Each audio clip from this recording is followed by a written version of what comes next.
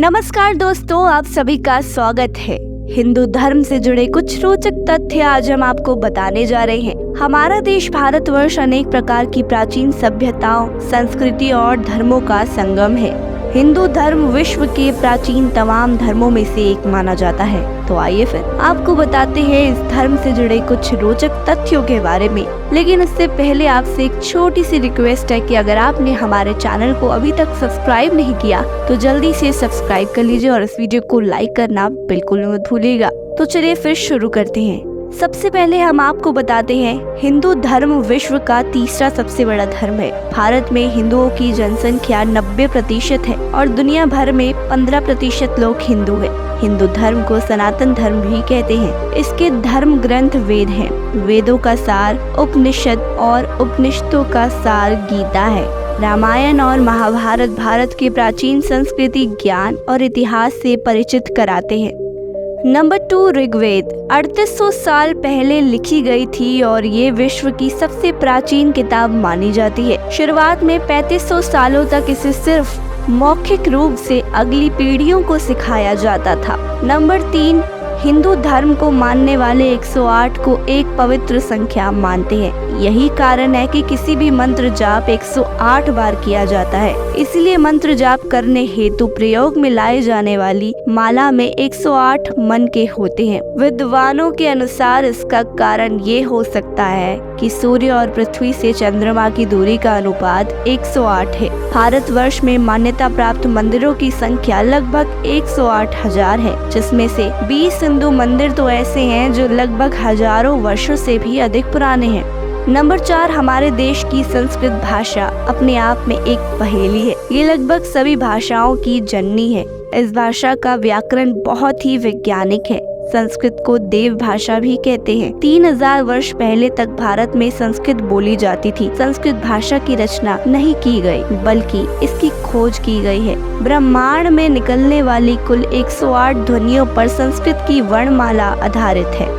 Number 5, Kamdhenu गाय। इस गाय का हिंदू धर्म में बहुत महत्व है। इसकी उत्पत्ति समुद्र मंथन में हुई थी। हिंदू मान्यता के अनुसार दैवीय शक्ति से संपन्न ये एक चमत्कारी गाय है, जिसके दर्शन मात्र से सभी तरह के दुख दूर हो जाते हैं। कहा जाता है कि मुनि श्री वशिष्ठ के पास कामधेनु गाय थी।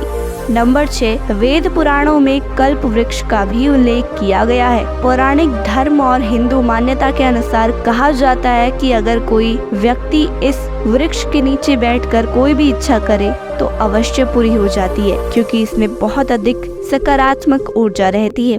भारत के अलावा ये इटली, फ्रांस, ऑस्ट्रेलिया और दक्षिण अफ्रीका में भी पाया जाता है। वैज्ञानिकों ने कार्बन डेटिंग से इसकी उम्र 5000 वर्ष से 6000 वर्ष तक आंकी है। नंबर 7, आप जब भी मंदिर जाते हैं तो घंटा तो अवश्य ही बजाते होंगे। आप तो भगवान के प्रति अपनी आस्था और भक्ति दर्शाने के लिए ऐसा करते हैं, लेकिन क्या आपको मालूम है कि इसका वैज्ञानिक आधार भी है? दरअसल मंदिर में घंटा बजने से उससे संप्रदन जो वाइब्रेशंस होते हैं, उसे चारों ओर सकारात्मक ऊर्जा पैदा होती है और हमारा मन एकत्रित हो जाता है।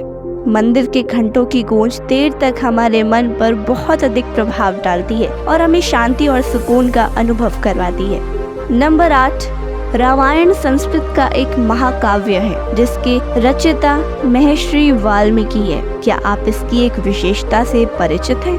रामायण के हर 1000 चंद के बाद आने वाले पहले अक्षर से गायत्री मंत्र बनता है। गायत्री मंत्र का उल्लेख सर्वप्रथम ऋग्वेद में किया गया था।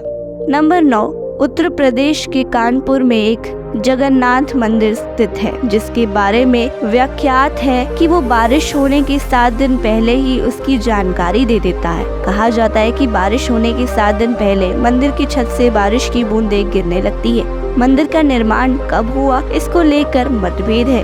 चूंकि मंदिर का आकार बौद्ध मठ जैसा है, इसलिए कुछ लोगों का मानना है कि इसका निर्माण अशोक के शासनकाल में हुआ, परंतु साथ ही मंदिर की दीवारों पर मोर और अशोक चक्र के चित्र भी हैं, जिसकी वजह से कुछ लोग मानते हैं कि राजा हर्षवर्धन के शासनकाल में इसका निर्माण हुआ होगा। मंदिर की चमत्कारी एक विशेषता के कारण किसानों को अपनी फसल से संबंध में निर्णय लेने के लिए बहुत सुविधा होती है।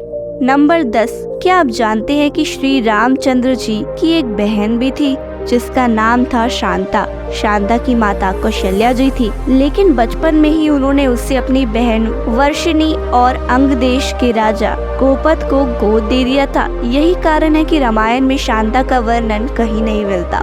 नंबर 11, रामायण में वर्षित पुष्पक विमान एक लड़ाकू विमान था जिसका प्रयोग लंकापति रावण भ्रमण करने के लिए करता था। इस विमान में बहुत सी खूबियां थी। इसकी आकृति मोर की जैसी थी। ये मन की गति से उड़ान भर सकता था, जिसके आकार को छोटा या बड़ा किया जा सकता था। रावण वध के बाद श्री राम जी, सीता जी, लक्ष्मण, विभीषण और कई अन्य लोगों के साथ इसी विमान पर वो अयोध्या लौटे थे।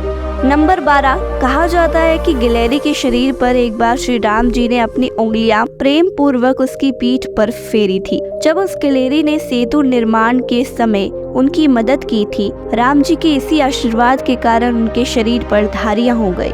नंबर 13, राम सेतु के अस्तित्व को लेकर आज भी कई भ्रांतियां हैं। कुछ लोग इसे सिर्फ आस्था से जुड़ा हुआ मानते हैं, लेकिन भौगोलिक प्रमाणों से पता चलता है कि 48 किलोमीटर लंबा ये पुल भारत और श्रीलंका को भूमार्ग से जोड़ता है और इसे विश्व में आदम पुल, एडमस ब्रिज के नाम से भी जाना जाता है। रामायण के अनुसार राम की सेना में नल और नील नाम के 2 वानरों ने पानी में पत्थर डाल डाल कर इसका निर्माण किया था।